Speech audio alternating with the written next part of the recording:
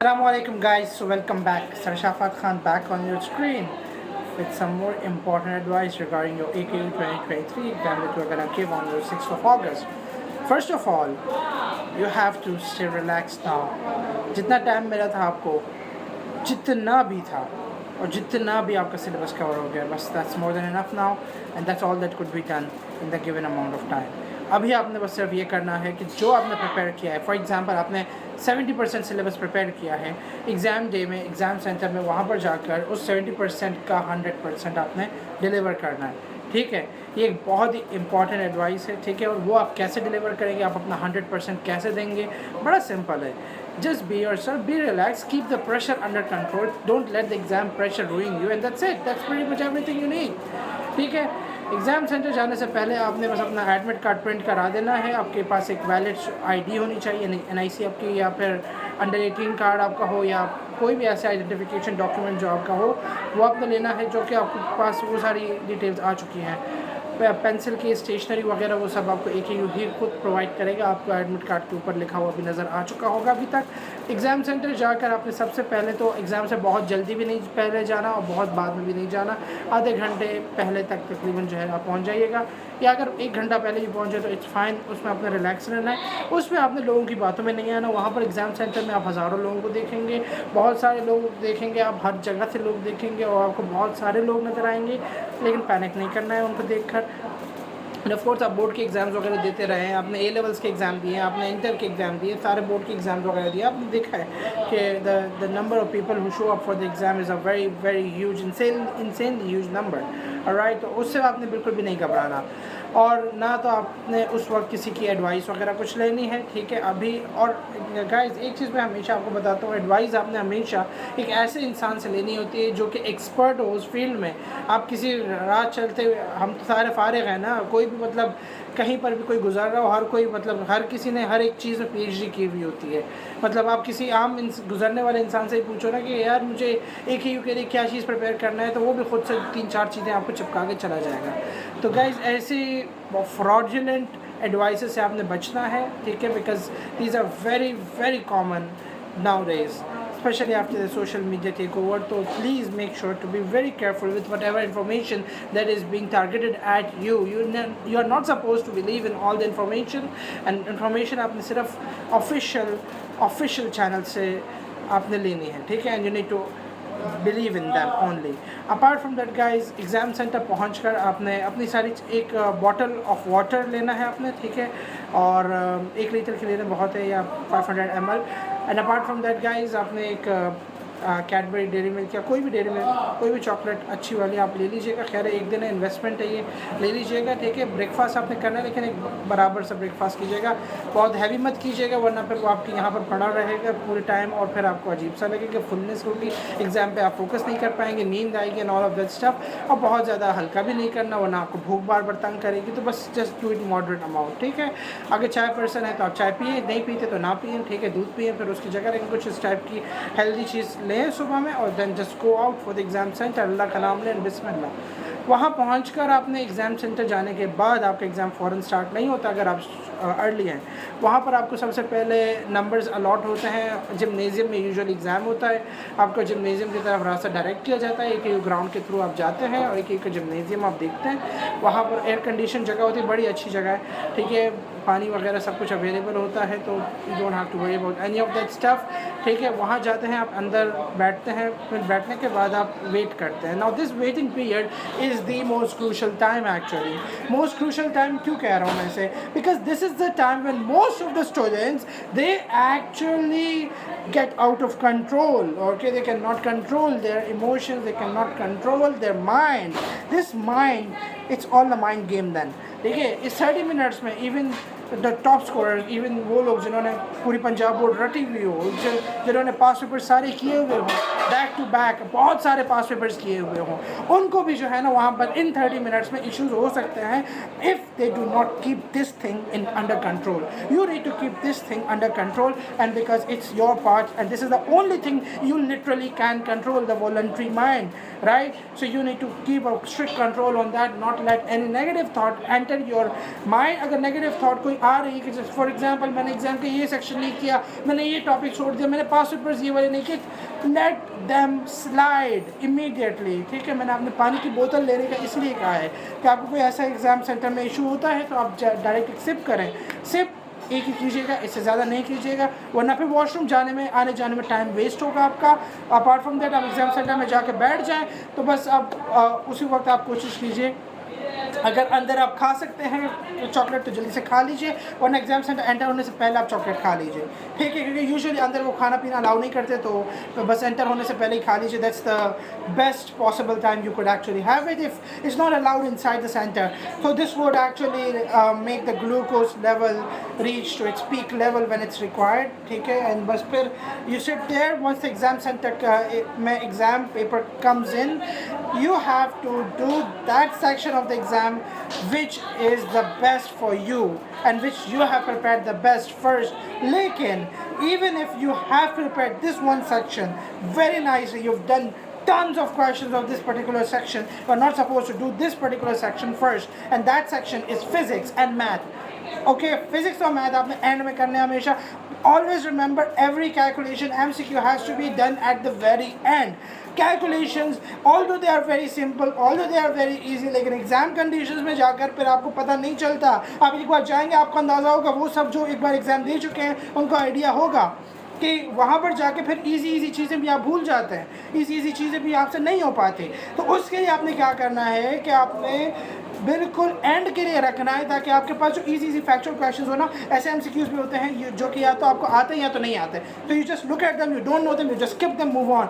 Sciences के section में और जो रीजनिंग के सेक्शन में, उसमें भी पहले अटैम्प्ट में आप पहली बार जब आप एग्जाम कर रहे होंगे तो उस वक्त आप you just read them, you just leave them. ठीक है, फिर उसके बाद एक बार आप सारे एमसीक्यूज कर लें, then you do the second read of the exam paper, and then you actually go and check out those MCQs which you actually left in the first attempt. ठीक है, so it's very important for you guys to follow this very closely. ठीक है, इसके बाद once most of the students have biology as the strongest section, तो उसके लिए they start off with biology, and that is the easiest section as well because that's actually a section that has most of the recall part. So उसमें आपने recall करना है. ठीक है, वहाँ पर आपने जितने भी MCQ जो आपको आते हैं वो आपने करने हैं. Even if you can narrow down an MCQ of 4 options into 2 options, just you solve them, you attempt them. Negative marking से आप नहीं डरें क्योंकि आप सारे questions छोड़ नहीं सकते, right? तो कोई आपको अगर 2 options तक आप narrow down कर सकते हैं ना, और आपको उन 2 options में बड़ा क्लोज लग रहा है, तो just mark that answer, you don't leave it. Okay, बाकी हाँ, अगर कोई ऐसा क्वेश्चन है जो आपको चारों के चारों आपको नहीं पता, just leave that. Okay, don't take risk. बाकी उसके अलावा ये साइंसेस का सेक्शन, केम बायोफिजिक्स की बात कर रहा हूँ. फिर उसके बाद रीजनिंग की बात अगर आप करें तो रीजनिंग में आपके पास मैथ रीजनिंग और साइंस रीजनिंग आती है. तो मैथ रीजनिंग में आपने और साइंस रीजनिंग में आपने कोई एमसीक्यू छोड़ना नहीं है, करने तो सारे हैं. फर्स्ट अटैम्प्ट में कर छोड़ दीजिएगा, लेकिन सेकंड रीड में आपने वो कर लेना, क्योंकि negative marking is not there on the sciences, on the reasoning section. ठीक है, तो रीजनिंग सेक्शन में आपने ये करना है कि आपने जितने भी क्वेश्चन तो सब खत्म करना है. उसके अलावा you also have to do those questions that do not require a lot of calculation, do those first. ठीक है, फिर उसके बाद आप सेकंड अटैम्प्ट में भी नहीं, इनके जो कैलकुलेशंस वाले क्वेश्चंस हैं ना वो बाद में कीजिएगा. साइंस रीजनिंग में यूजुअली क्वेश्चंस इजी होते हैं. साइंस रीजनिंग के लिए एक बहुत इंपॉर्टेंट एडवाइस आप लोगों को दे रहा हूँ कि साइंस रीजनिंग में जो है ना, आपने बिल्कुल वो जगह देखनी है. आपने एग्जाम हर एक क्वेश्चन से पहले आपको एक सिनेरियो गिवन होता है, और usually 95% of the times the question is hidden, the answer is hidden in the scenario.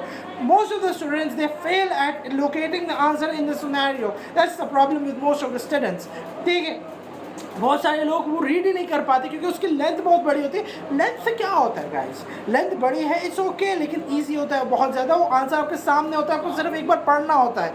वो उसकी लेंथ देख कर ही बहुत सारे स्टूडेंट्स घबरा जाते हैं, उसे स्किप करके आगे बढ़ते हैं. नहीं, don't do that under any circumstances. Do the question, easy होते हैं उनको.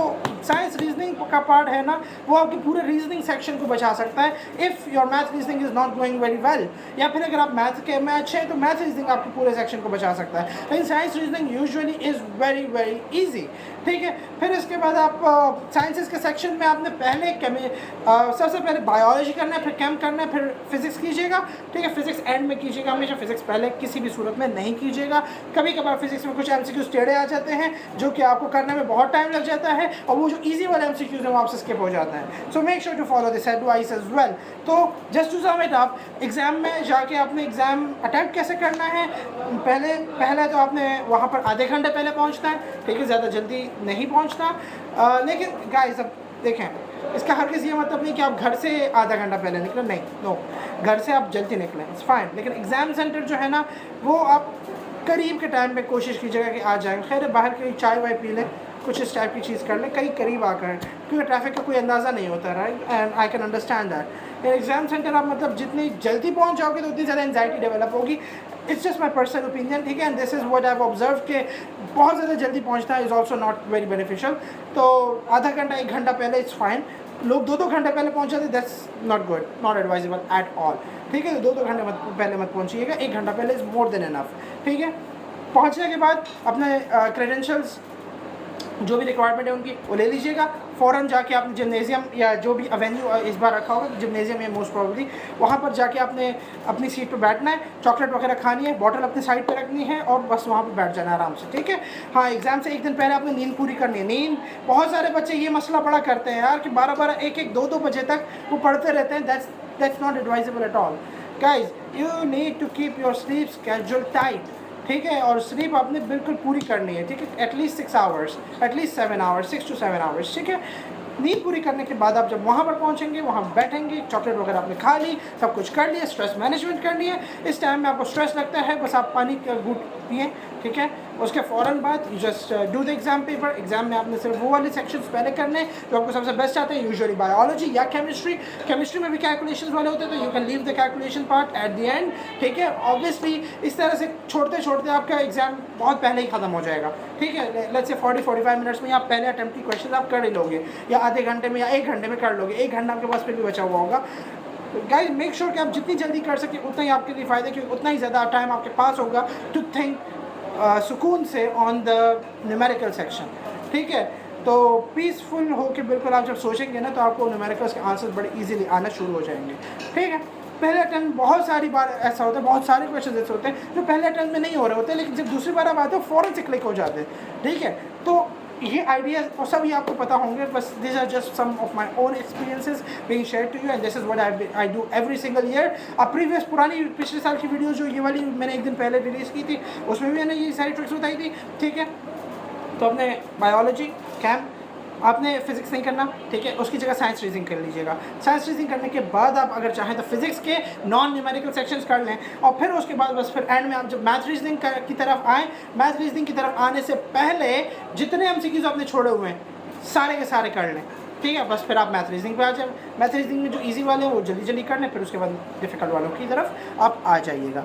2 घंटे का पेपर है और 20 MCQs है फॉर ईच पर्टिकुलर सेक्शन, ठीक है। आपके पास केम के 20 MCQs, बायो के 20 MCQs और फिजिक्स के भी 20 MCQs, मैथ रीजनिंग के भी 20 MCQs, साइंस रीजनिंग के भी 20 MCQs। तो this makes it a total of 100 MCQs, जिसमें से 40 MCQs जो कि आपके पास रीजनिंग सेक्शन के, यानी मैथ रीजनिंग और साइंस रीजनिंग के, उसमें you don't have any negative marking. लेकिन जो 60 MCQs हैं from came bio physics, you do have negative marking of 1/4।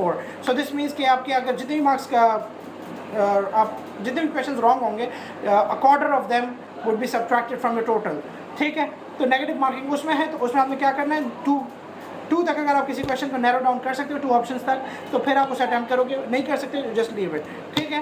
तो ये एक इफेक्टिव स्ट्रेटजी जो मेरे ख्याल से हर एक AKU या इवन MD-CAT स्टूडेंट को अपनानी चाहिए, ठीक है। So make sure to follow this very well to the core, and if you guys have any questions, any confusion, any queries, you can just send me an inbox on Instagram, ठीक है। And please do give me follow, like, subscribe and all of that stuff, ठीक है। जो भी करना है आप तो वो प्लीज़ कर लीजिएगा, एंड बस that's it guys, take it easy and इंशाल्लाह it's gonna be all good, ठीक है ना। Hopefully you're going to do the best and you're going to emerge victorious. I pray for all of you, inshallah. Best of luck, and to my personal students as well, best of luck you guys. You're my champs. Thank you.